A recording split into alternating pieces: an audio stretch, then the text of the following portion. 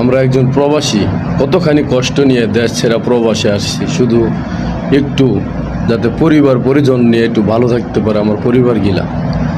আর দেখেন একজন সৌদি প্রবাসীর স্ত্রী কিভাবে খারাপ কাজে লিপ্ত হয় তার প্রেমিকের সাথে, তার কি বিভাগে একটু বাদে নাই যে তার স্বামী কতখানি কষ্ট করতেছে এই সৌদি আরবের মাটিতে।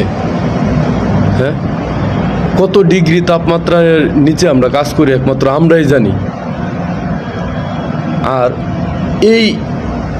এই বউ যদি এরকম খারাপ কাজ করে তাহলে এর থেকে কষ্ট কি আর কোনো কিছু আছে? তার কি করা উচিত? আমি সমাজের কাছে প্রশ্নটা করি যে সে একজন প্রবাসীর স্ত্রী, তার স্বামী কত কষ্ট করে তার টাকা উপার্জন করে তার দেশে টাকা পাঠাইতেছে, সে বিলাসিতা যাতে করতে পারে, সে যাতে তার ছেলে সন্তান নিয়ে যাতে পরিবার নিয়ে যাতে ভালোভাবে চলতে পারে।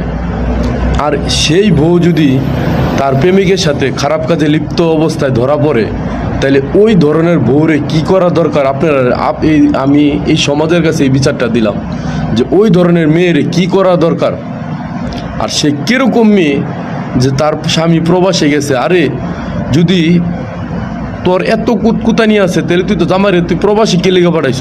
তুই তোর ভূগোলে রেখে দিতি, তুই টাকা ইনকাম করতি, তুই প্রবাসে ভর্তি নিতে, তুই প্রবাসে খারাপ কাজ করতি, সমস্যা আছিস না তো?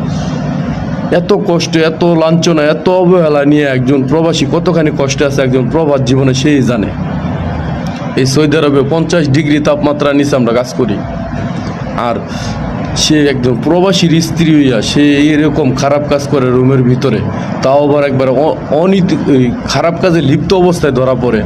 তাদেরকে কি করা উচিত? এই সমাজের মানুষের কাছে আমি বিচারটা দিই, আপনারা বিচারটা করেন যে এই ধরনের মহিলারে, এই ধরনের বউরে, এই ধরনের স্ত্রীর কি করা দরকার? কত হাড় ভাঙা খাটুনি খাটতেছে তার স্বামী, সে কি জানে? সে যদি নিজের চোখটা দেখতে পারতো তাহলে হয়তো ভাতই খেতে পারতো না। কারণ একজন প্রবাসী কতখানি কষ্ট করে একজন প্রবাস জীবনে সেই জানে। তার পরিবার পরিজন, আত্মীয় স্বজন, বাপ মা, ছেলে সন্তান সব কিছু রেখে সেই প্রবাসে নিজে কষ্ট করে নিজের ঘাম, মাথার ঘাম পায়ে ফেলায় এই টাকাগুলা সে নিজে খরচ না করে দেশে পাঠাইতেছে যাতে তার পরিবারগুলো একটু ভালো থাকে, একটু সুখে থাকে। আর সেই বউ লাস্টে খারাপ কাজ করে। হায়রে আফসোস, এই প্রবাস জীবনে মানুষের বৃথা যাইতেছে। তাইলে এই প্রবাস জীবনটাই যার বউ খারাপ কাজটা করছে তার কতখানি খারাপ লাগতেছে, সে কি চিন্তা করতেছে, সে কি ভাবতেছে, তার জীবনটাই তো নষ্ট হয়ে গেল। তো আমি সমাজের কাছে বিচার দিই, আপনারাই বিচার করবেন যে এই মহিলারা কি করা দরকার। সবাই ভালো থাকবেন।